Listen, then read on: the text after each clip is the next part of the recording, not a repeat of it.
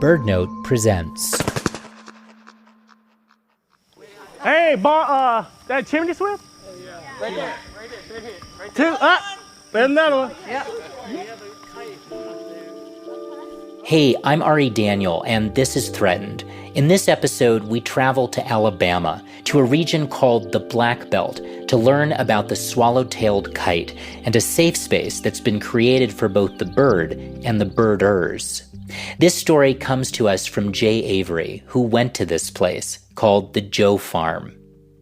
Jay, what do we need to know before we get started? Well, Ari, last year black birders started getting a lot of attention. And as I was hearing about them in the news, it really connected with me, and in particular, this concept of Sankofa. Sankofa? I've never heard that word before. What does it mean exactly? As a black person, I'd heard the term Sankofa throughout my life. Its literal meaning is to retrieve, and the idea behind it is incredibly powerful. Sankofa is represented by an image of a bird.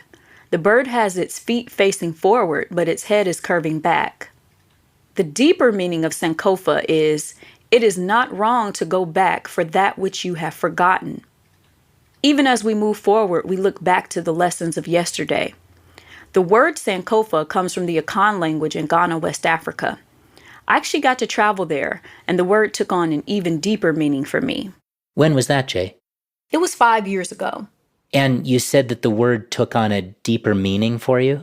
Yes, well, my ancestors were stolen from Ghana and Nigeria, and my own return to West Africa centuries later showed me that some things that were lost could be reclaimed. What do you mean by that?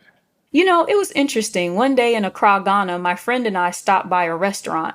While eating, I was struck by how familiar the flavors and textures were to soul food back home in North Carolina.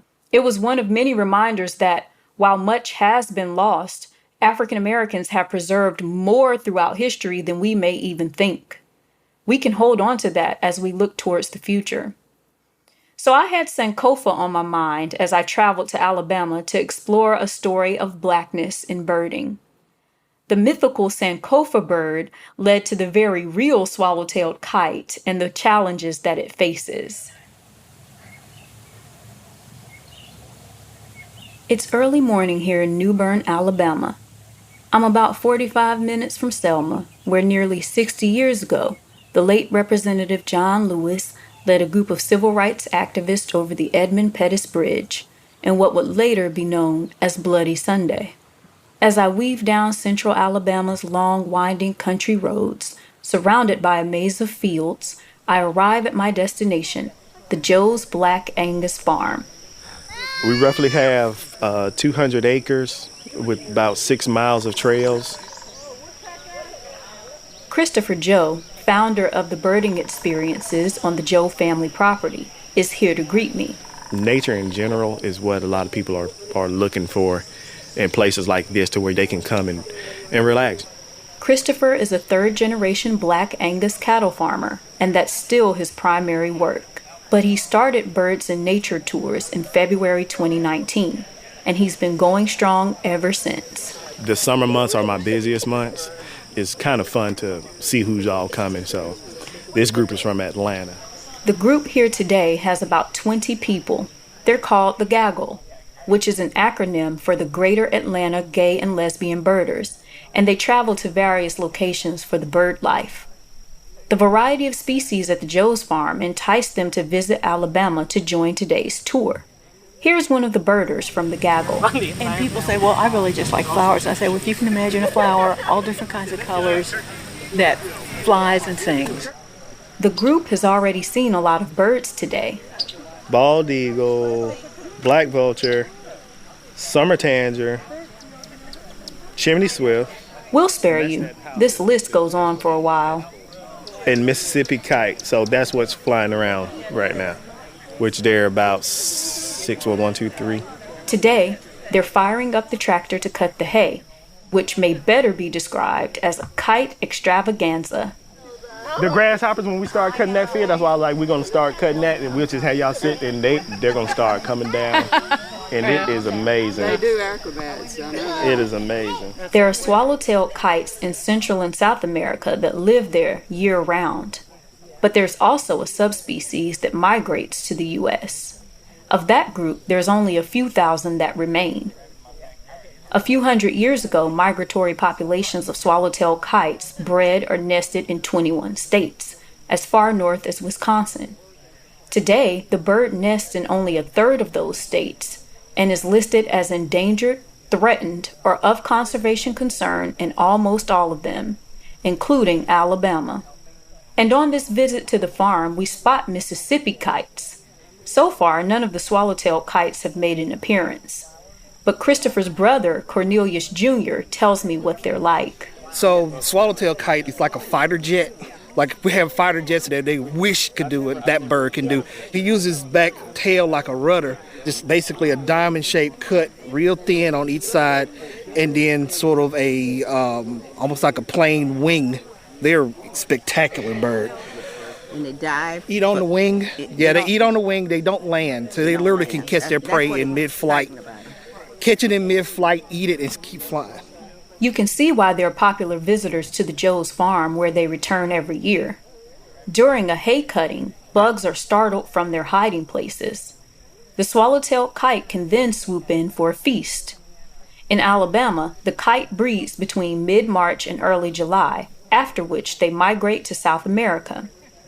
The Joe's land has been a safe haven for swallowtail kites, as there are plenty of pine and cypress trees, their natural habitat. The farm also provides forest edges and open fields, which the kites need to forage during breeding season. Here's Christopher again. This habitat is almost your wood pasture type, so you'll see it in a lot of the shrubs, small shrubs and bushes. The land we're standing on has been in the Joe family since the 1900s. It was previously the site of cotton plantations, where enslaved black people toiled their lives away, unable to freely enjoy the beauty of the nature currently surrounding us. It's called the Black Belt of Alabama. The Black Belt is a historical place because settlers from the north came down and saw that the soil was very rich, and that's why they call it the Black Belt. And that's why cotton grew so well, and a lot of the cotton grew here was put on riverboats in the Black Warrior River and sent down to Mobile on riverboats, and that cotton went back to England. Although the Black Belt initially started in reference to the soil, it later took on additional meaning as more enslaved black people were sent to the region. Booker T. Washington wrote in his autobiography that, quote, especially since the Civil War, the term Black Belt was used wholly in a political sense. That is, to designate the counties where the black people outnumbered the white. That trade, it kind of was a good and a bad thing because it brought a lot of people to Alabama, but it also brought a lot of slaves, and that, that's what was down here. That the Joes were able to purchase land as a black family in the early 1900s and retain ownership of that land throughout the century is very significant. African Americans lost about 12 million acres of farmland in a little more than a century. That's about the equivalent of Vermont and New Hampshire combined. There are many reasons for this. Black people had difficulty accessing legal counsel. So even if they did own land, many died without wills or any form of estate protection. So that land wasn't passed on to their descendants. And being able to even buy land in the first place was also extremely difficult for black people across the South because of white terrorism, discriminatory practices in real estate, and the unjust interpretation of laws by courts. But Christopher's great-grandfather was able to buy land. Here's Cornelius Sr., Christopher's father. I imagine back during the time when my granddaddy bought the land was probably pretty cheap at that point. And I saw on the church cornerstone, it was 1882. And my granddaddy was a deacon at the church, so I'm sure things were pretty tough then, but there people with a little ingenuity, I imagine land probably going for a couple of dollars an acre, back then. Church was a place of not only spiritual expression, but also community organizing. Resources, knowledge, and connections were all shared at church, within farmers groups and within other organizations. These collective efforts were invaluable in helping Black people locate, negotiate for, and maintain land. At the time when the Joe family was buying land, most Black families across the South were sharecroppers. Sharecropping was an oppressive system closely related to slavery. People would live and work on land they didn't own in exchange for a share of the crop, trapping them in an exploitative cycle. But if you owned the land, you could work for yourself. And there was freedom in that. Here's Leola, Christopher's mother. I can tell you that I was Leola Pickens before I was Leola Pickens Joe. So the Pickens family have always had, our forefathers has always had land. Okay, and we kept it. I was just brought up that way. While Black sharecroppers were at the mercy of the owners of the land they were working, Black landowners had more control over their destinies. Part of this was being able to continue going to school while their sharecropper peers could not. And then my friends that come to school, they had to stay out of school because they're on somebody else's property and they had to do such and such chores and stuff like that. And we didn't know, hey, we can do this tomorrow at school. I won't be to school tomorrow because most times school is start in August and September is cotton picking. You're getting the last of the cotton picking, and people that lived on that type of property had to pick cotton. Well, my mom, you going to school? I wanted to play out in the field, but hey, I didn't know what I would have been missing, you know. But my mom said, you got to go to school. So that's what we did. So that was the Pickens family, and that's how I grew up. So both Leola and Cornelia Sr. had the shared experience of their families owning the land they were growing up on, and the advantages that came with that. But then again, when I met him, the Joe family, they grew up the same way we grew up, on their forefathers' property, and they all worked for the sales, and whatever they got was fun for them, and that's how they came up. And so Cornelius, as we had our children and stuff, he said, well, I tell you like this, we are not going to be having this land to go to nobody else. After the break, how this special place for the Joes became just as special to the Byrds.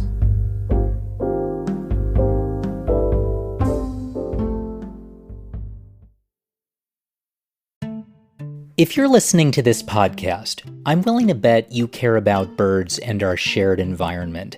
And you probably want to keep on top of threatened episodes, see beautiful photos, and learn more amazing things about birds. Well, you're in luck, because BirdNote has a weekly newsletter that delivers fascinating bird content straight to your inbox every Friday. You can sign up today. BirdNote's mission is to tell vivid, sound-rich stories about birds and the challenges they face, inspire listeners to care about the natural world, and take steps to protect it. And who doesn't need a little more inspiration? Sign up for BirdNote's weekly newsletter by clicking the link in the show notes or visiting birdnote.org. Just as the Joes have found safety and solace on their land in Alabama, so has the swallow-tailed kite. In the U.S., the range of the swallow-tailed kite rapidly decreased over the past 100 years, primarily due to loss of habitat from agriculture, urban development, and logging, though a stable population continues to breed in Florida. The bird is now protected by the state of Alabama. Christopher's father, Cornelius Sr., tells me about the first time he saw the swallow-tailed kite visiting their farm. I noticed it when they first come in. I was out cutting hay and going around the circle. That can get kind of tiresome. And all of a sudden, some of those kites flew in. They was just dive bombing the grasshoppers. And it was fun, so that made my day. The swallow-tailed kite would have attracted Cornelius Sr.'s attention immediately because it is such a striking bird. Its head, inner wings, and underbelly are white, and its outer wings and tail are black. It has a severely forked tail, which helps it to glide. It's also high up on the list for many birders. Once the team at Alabama Audubon heard about Christopher's tours, they rushed to the Joe family land to witness it for themselves. Here's Meg Ford with Alabama Audubon. Chris observed that there were people from Alabama Audubon that were coming to his farm to just kind of look over the fence while they were cutting hay. So Chris took the initiative to reach out to us to ask, like, hey, I've noticed that there are people just kind of standing on the street and looking at my farm, and just to kind of learn a little bit more information. And then from there, he made the decision to create his ecotourism business. So it was all Chris, like it was totally Chris-driven, and like we're just his big cheerleaders. Meg's work focuses on the Black Belt specifically. This is personally significant for her. The Black Belt is, by and large, Black farmers and Black citizens, most of which are Black farmers or Black people that work in agriculture. I think the demographic officially is about 60% of Alabama's Black Belt is people of color. So there's this interesting need in the birding community for more people of color to be visible in conservation work, even though there's already tons of Black people doing conservation work. But being able to be in this position and really advocate for birding for people of color and Black women in particular, especially with the social challenges that so many people of color and women in general face with trying to make those decisions about, like, whether I want to go birding by myself, for instance. As the swallow-tailed kite fights to survive and thrive, another battle is raging in the human world. Much like the kite, Black birders are also threatened. Historically, African Americans have been excluded from enjoying the rest and restoration that is found in nature. From being forced to work outdoors on plantations throughout the South, to Jim Crow laws excluding African Americans from public parks and beaches, America has colonized even the great outdoors for centuries. This included the establishment of laws and social frameworks that determined who was supposedly worthy of experiencing the fullness of nature's beauty, which shut Black people out. Christian, a 57-year-old Harvard-educated science editor, was birdwatching in a wooded area of New York Central Park called the Ramble when he encountered a woman whose dog was loose. I said, "Excuse me, ma'am, but dogs in the Ramble have to be on the leash at all times." But Christian Cooper says the woman knew exactly what to say to get police to respond. She was going to tap into a deep, deep, dark vein of racism, of racial bias that runs through this country and has for centuries. I'm being threatened by a man in the Ramble. Please send the cops immediately.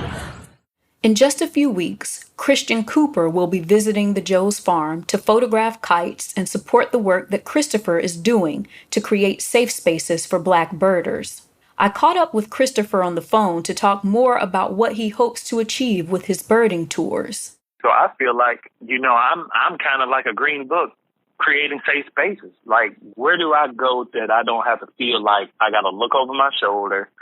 I got to wear the right thing. I can't be looking suspicious. And even if you're not, that's the thing with Christian Cooper. Even if you follow all these steps, there's still a possibility that you're going to run into somebody that don't want you in the same space that they are.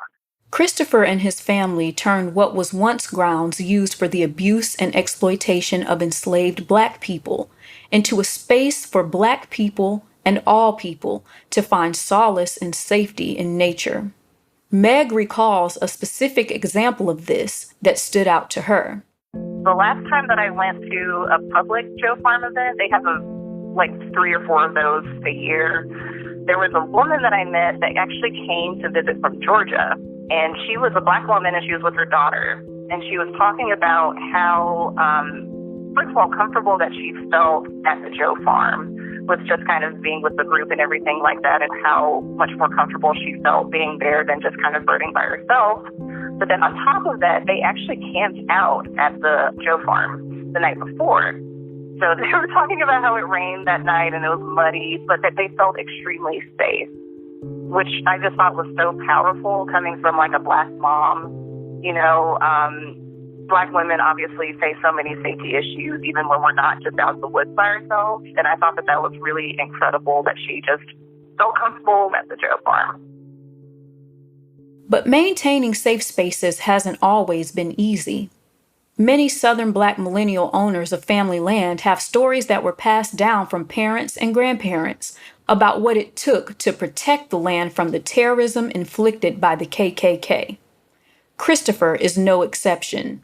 The Klan was trying to pretty much steal the land from my grandparents. The house was burned. They made attempts to force them into selling the land. And they kind of held on, and it was just more than, one set of family members, and they just held on to it.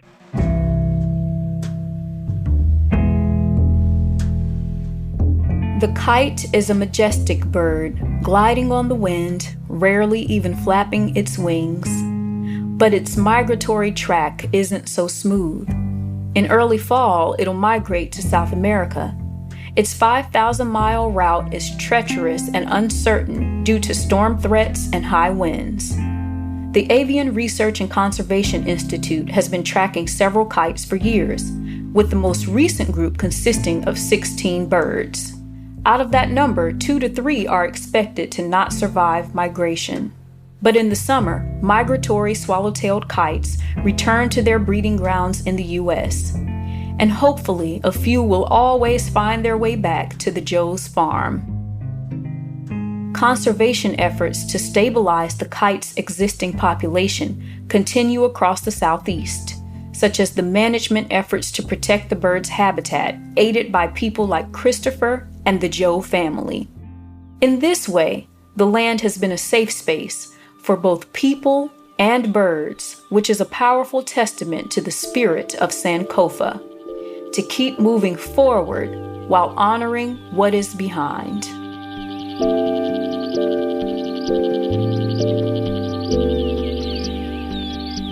The Joe family has been able to maintain their piece of land for over a century, creating a habitat that's favorable for birds, livestock, and their community. In our next episode, we'll explore what happens to a place when the toxic byproducts of industry contaminate both private and public lands. Lots of birds are helping us humans figure out if the cleanup efforts are on the right track. If you build it, and if you build it right, the birds will come. That's next week on Threatened. This episode was produced by Jay Avery and me, Ari Daniel, and edited by Caitlin Pierce of the Rough Cut Collective. Audio mixed by Rob Byers, Johnny Vince Evans, and Michael Rayfield of Final V2. Our theme song and original music were composed by Ian Koss, with additional music by Blue Dot Sessions. Threatened is a production of BirdNote and overseen by content director Allison Wilson with production assistance from Sam Johnson. You can find our show notes with additional resources, BirdNote's other podcasts, and much more at birdnote.org. Thanks for listening. I'll see you next time.